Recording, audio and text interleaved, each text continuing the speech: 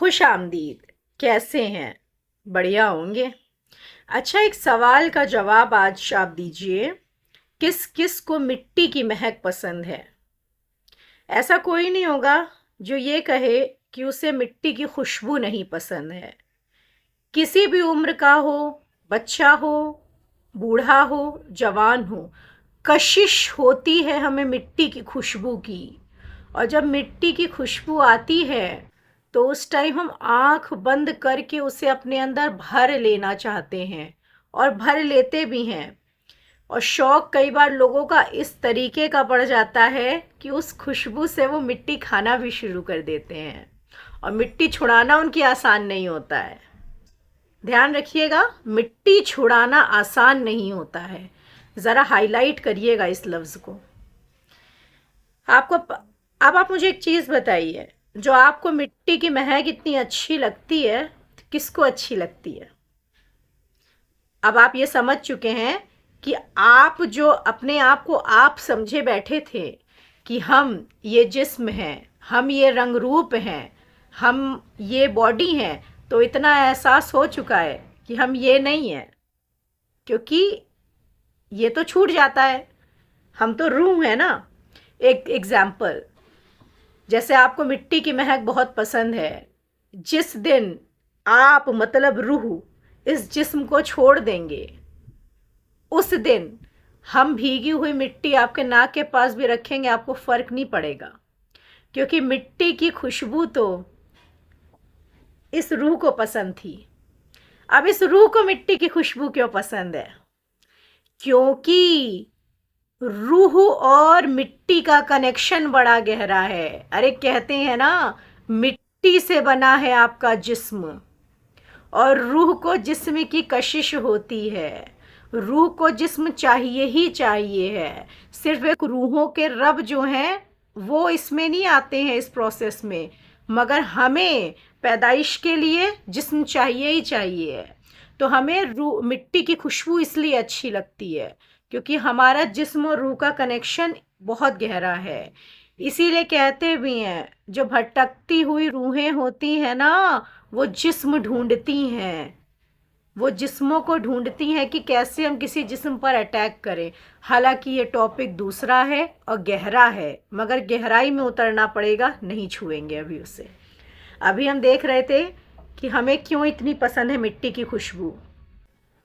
चलिए देखते हैं एक आयत से, कुरान की एक आयत से। ये आयत रहेगी आपकी सूरा तहा आयत 55।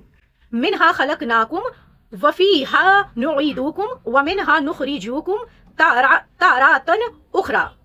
इसका मतलब अब समझते हैं, बड़ा गहरा कनेक्शन बैठा देते हैं, मगर ध्यान से इस आयत को समझने के लिए कुरान की लाइन को खा जाओ एकदम। कौन सी लाइन है? ये किताब उनके लिए है जो गैब पर ईमान लाएंगे। आपको पता है, कुरान लोगों को समझ कर भी नहीं समझ में आती है, न जाने क्या मायने निकाल देते हैं। क्यों? जिसको यहाँ बैठा लेना था, जिसको खा जाना था, जिसको जहन में रख के कुरान को पढ़ना था, उस लाइन को ही नहीं समझा। गैब पर ईमान। एक गैब वो हैं जो दिखाई नहीं देते, सच हैं, रूहों के रब। दूसरे गैब आप हैं जो दिखाई नहीं देते मगर सच हैं, रूह। क्योंकि जो आप दिखाई दे रहे हैं वो तो टेम्परेरी है, वो तो ख़त्म हो जाता है। तो अब हम समझते हैं इसका मतलब क्या होता है। इसका मतलब है, हमने तुम्हें उसी मिट्टी से पैदा किया, उसी मिट्टी से पैदा किया। कैसे पैदा हुए आप? आपकी रूह जब भेजी गई ऊपर से नीचे, तो उसे विलादत लेने के लिए जिस्म की ज़रूरत थी। वो जिस्म के थ्रू पैदा हुई, ठीक है। अब जिस्म के थ्रू पैदा हुई तो हम पहले जन्नती दौर में चलते हैं। ये उन लोगों का होगा, वो मोमिन जिनका जन्नत में पार्ट रहा है। तो वो जब ऊपर से नीचे भेजे गए प्योरेस्ट फॉर्म में, अल्लाह पाक के पास से आए थे ना, तो प्योरिटी की खुशबू ले करके आए थे, और खुशबू बड़ी स्ट्रांग थी। तो उस प्योरिटी की खुशबू को जब ले करके इस जिस्म में आए तो जिस्म भी उन्हें प्योर मिला। जैसे अभी हमारा जिस्म होता है, कई तरीके से गंध करता रहता है, उनका जिस्म ऐसा नहीं होता है, क्योंकि जैसी रूह वैसा जिस्म। तो उनको जिस्म भी बड़ा प्योर मिला, और वो अपनी रूहानी शूर में थे, पूरी तरीके से सोल कॉन्शियसनेस स्टेज में थे, रूह के शूर पे थे वो, उनको जिस्म में हो के भी जिस्म का एहसास नहीं था। मसलन अभी आप बैठे हो, कुछ नहीं है, आपको अपने हाथ का एहसास भी नहीं होगा, मगर अगर आपके हाथ जल जाए तो हर वक्त आपको अपने जले हुए हाथ का एहसास रहेगा। क्यों? तकलीफ आ गई ना वहां पर।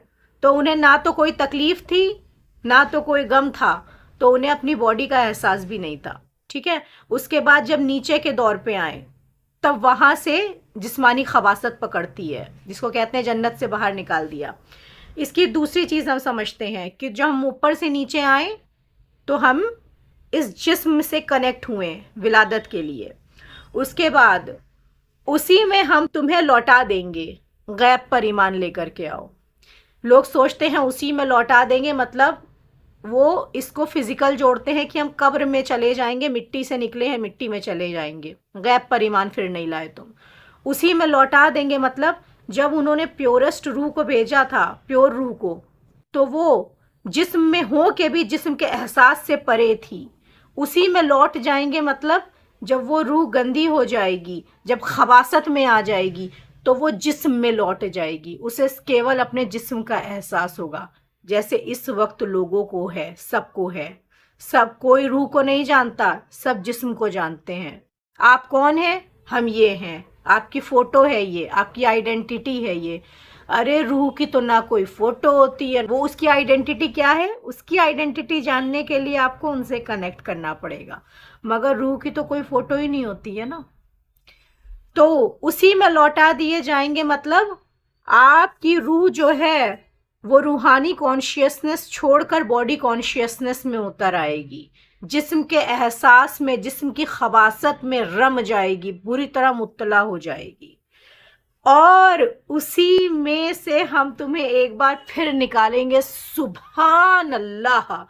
उसी में से हम तुम्हें एक बार फिर निकालेंगे, गैब पर ईमान लाओ।